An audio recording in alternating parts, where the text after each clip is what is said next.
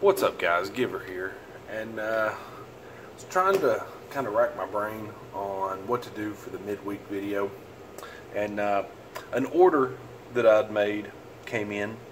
I don't really buy a whole lot of singles, but I bought some from Card Kingdom. I don't know why, but anyway, we'll get through that here in just a minute. Also thought it would be a good opportunity. You know, when I first started playing Magic again, I kind of racked my brain in how the best way would be for me to organize my collection. And I know, you know, just by doing some Google searches and things like that, a lot of people have the same issues. Just how do you sort, organize, and keep track of all these cards? So I figure I'd go through that today as well. It might help somebody out, or, you know, you guys might give me some good ideas of a different way to do it. My way is time consuming and it takes a little bit of organization, but I think it's probably the best way to go about it. So anyway, first things first, let's open up what I got here. So I ordered these off Card Kingdom, and the reason I ordered them, and we'll go into it a little bit more and you can maybe understand why when we go through how I organize my collection. But you know, you guys know I'm an old school player, right? I played this way back in the day, so these were just kind of near and dear to my heart.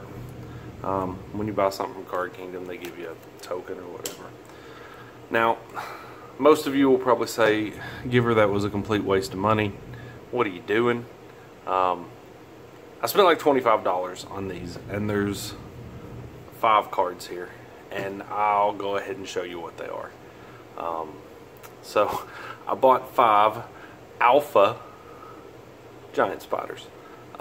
They were like $5 a piece, but you know, the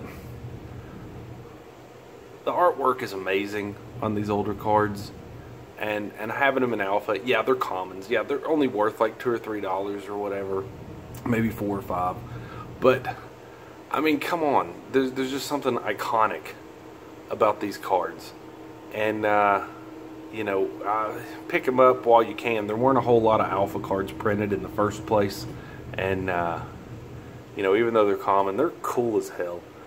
So first I'll tell you why I bought 5, right? I bought one that was in a little bit better condition than the others, but you know, honestly, going through these, they all look pretty like they're in pretty good condition. So in any card that I get, I take 1 for the collection and 4 to play with, and we'll go into what I do a little bit more. We'll put these giant spiders off to the side. So for example, Kaladesh. Here's my Kaladesh binder. Okay, so in my Kaladesh binder, I have all the cards organized by collector's number. Okay, it just makes sense. If they're gonna go through the hassle of putting a collector's number on all these, then I might as well organize them by collector's number. And it's nice because the collector's number basically organizes your cards alphabetically and by color. So you're gonna have white first, you're gonna have blue, black, red, green, then you have your multicolored cards, then you have your split cards, then you have your artifacts and your lands. Okay, so going through all this, so here's kind of my Kaladesh set. I'm still missing that one damn artifact, but anyway, I got 2 more boxes to open. Now, if it's foil, it goes in the collection automatically, right? Foil always trumps non-foil. So if I pull a foil, then it goes in the collection. I've got the lands in here because they are part of the set. And then one thing I do is I take the tokens, because the tokens are numbered individually as well.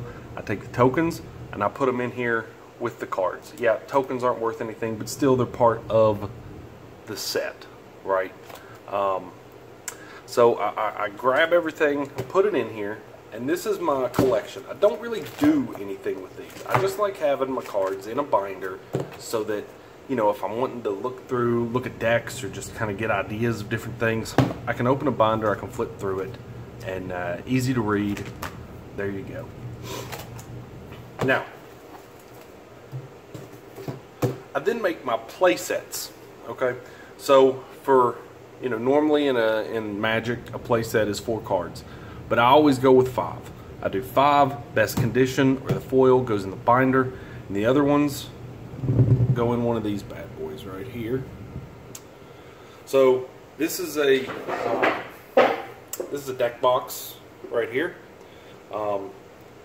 This is for, you know, white, blue, black, red, green, and then I have another card case right here where I keep my lands, artifacts, and multicolored cards.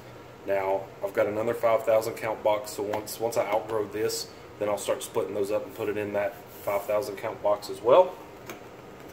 But what happens is, I failed to mention, all the cards in this binder are not only in the binder, but they're also in a perfect fit sleeve. Okay, so all the cards in the collection, perfect fit sleeve.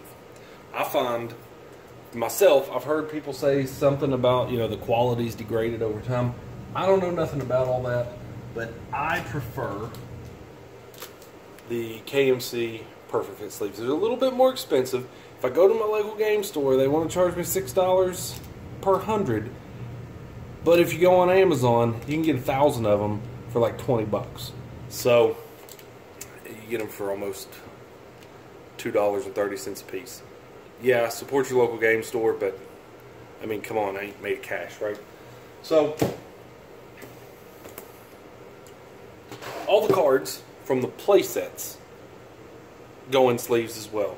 So for instance, here, just pull out some red. All these cards are in perfect fit sleeves, so they're ready for when I want to make a deck. I can pull them out, throw them in a card sleeve to play with, and you're good to go. And then when you take them out of that sleeve, you can put them right back in here. It also keeps everything protected. There's no dust, there's no grime, there's no, you know, junk that's going to get on these. And I don't discriminate if they're commons, uncommons, rares, whatever. They all get one of these sleeves, as long as they're in the play set. And the play set goes in this box. Anything outside of 5 cards that I get, that's pretty much what gets given away on this channel, right? Now, I did buy a collection through some other means. You know, you end up, when you go to drafts and stuff like that, you get 5 or more than 5. You get some commons that you don't need or whatever. I've actually got those sitting on my mantle. But anyway, it all gets given away, right? There's no need for me to have, once I got a card in my collection and once I get 4 in a play set, then there's no reason for me to have any more. Now, if there's a card that is used in multiple decks, and maybe I make a commander deck and I make a standard deck or something like that, or maybe a modern deck or whatever, all uses that same card because it's something really good or whatever, well, then I'll take more than 4, right? I might make my playset 8, but that's just up to whatever the situation calls for at the time. All of these cards that I've got are stored. There's a website. It's called MTG Collection Builder. Super easy to use, free to sign up, all that good stuff. Works really well to track all your cards. It shows you, you know, what's your most valuable card, which is the most valuable card you've got in each set, that kind of thing. It's kind of fun. You log in. For the longest time, my most valuable card was that invention, the Gear Hulk invention that I pulled out of the first Kaladesh box. But then just here in the past couple days, for some reason the Scarab God has spiked like a mofo, and so now it's actually my most valuable card. It's like $30-some or whatever. So this goes back, why did I buy these giant spiders? Well, when you're dealing with play sets, you know, giant spider is something they've reprinted it in just about every damn set ever created. I'm sure if I pull this out right here, and again, I've got them alphabetized, so D, E, F, H, giant spider, 1, 2. Okay, so I got 2 from Mom and Cat. I've got about 30 from various different sets from that large collection that I bought. That, you know, okay, I got all these giant spiders. I only need 4. So which 4 do I keep? Well, I keep the ones that are the oldest, or that are the most iconic, or the ones that I like the most. So I was going through this collection that I bought, and I was going through all these giant spiders, and I said, you know what? I don't want to have to deal with ever having to catalog or look or see or price whether or not this giant spider is worth more than another giant spider or whatever. The alpha giant spider is going to trump them all, right? So I bought 5 alpha giant spiders. I'm going to sleeve them up. I'm going to put 4 in my playset. I'm going to put 1 in a binder. And then anytime I ever open a pack for the rest of my life and I see giant spider, then it's going to go directly to you guys. Or in the trash can. Or wherever, you know, if I'm still doing this whenever I find them. So that's the reason why I bought these giant spiders. Plus, anything from this era is just super cool. Alpha is, you know, just the nature of the beast. There weren't a whole lot of alpha cards printed. They sold out real quick. And yeah, while giant spider might be one of the commons in alpha, maybe there's more alpha giant spiders than anything out there, alpha. Well, I guarantee you that there's not as many alphas as any of the other sets, right? So if you're talking about which one is the rarest, most collectible giant spider card in Magic the Gathering for now and forever, it's going to be this one. And I got 4, 5 of them. So anyway, that's all I got for you guys today. Again, I was just trying to think of something to do for kind of a midweek video. Didn't really have a whole lot of ideas, and we're going to be unboxing some more of this Ixalan this weekend. So, yeah, that's it. Appreciate you guys watching. Hopefully it could help somebody if you're struggling to figure out how to organize your collection, that kind of thing. It works for me. I like to be able to have my collection one place and then the cards that I pull from to play from in another. And when I pull cards from to play with, I'm not wanting to go, okay, I need a sleight of hand. Are my sleight of hands in 7th edition stuff? Are they in 6th edition stuff? Where do I have them? Sitting there looking through all these editions for that card. That's why I don't separate them by editions in this playset. It's all just alphabetical. So I know that if I want a Thriving Grubs for some god-awful reason, then I just go to the T's in red, and they're going to be there, right? So anyway, that's all I got. Have a wonderful evening, and I will talk to you guys later on this weekend. Be excellent to one another. Peace.